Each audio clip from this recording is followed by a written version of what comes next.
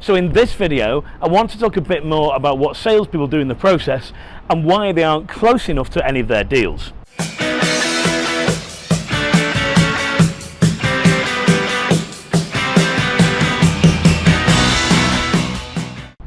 Now, this is a problem for sales managers and sales directors around the world, in that most salespeople are nowhere near close enough to their deals, and that causes a massive problem when it comes towards the end of the sales process and closing them in particular.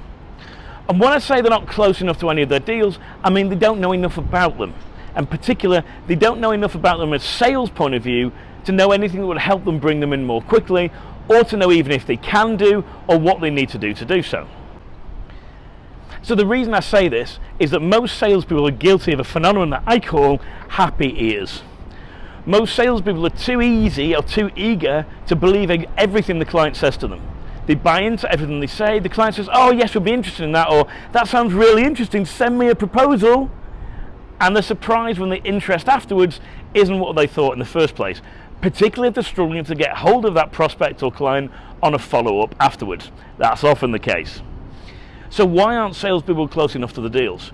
First of all, because of happy ears. They believe too much of the happy stuff that clients are telling them, and they see what the client says in a positive light. So what might be an example of that? How about if the client says, "Well, we'll certainly give your proposal due consideration." The salesperson thinks, "Fantastic, that deal's definitely coming in, it's coming in this month, and I can put it on my forecast chart, and I can pretty much guarantee it's coming in."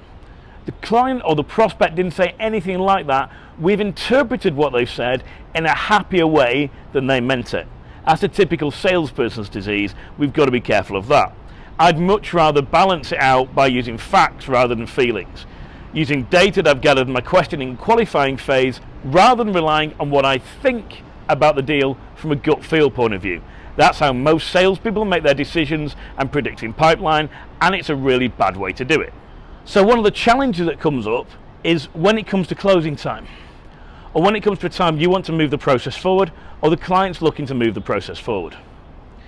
The challenge here is, what does a salesperson need to do in order to bring the business in? If the salesperson isn't close enough to the deals, they don't know what they need to do to bring it in. They don't know what leverage they've got, what levers they need to pull or push in order to get the client to make a decision quickly. In order to accelerate the prospect's buying decision, we don't know any of that. So we rely on a sales strategy known as luck or hope, and just fingers crossed this deal's going to come in. I've got a feeling in my bones. I really hope it's going to come in this month. That's not a great way to predict your pipeline, and certainly you're not going to make friends with your sales manager, sales director, or managing director using that strategy. So make sure we're asking better qualification questions in the first place, because then you'll have far better chance when it comes to closing time of bringing those deals in, making sure they come to you, making sure they come to you quickly, and making sure they come to you at the price you want to charge, rather than the price the buyer or decision maker wants to beat you down to.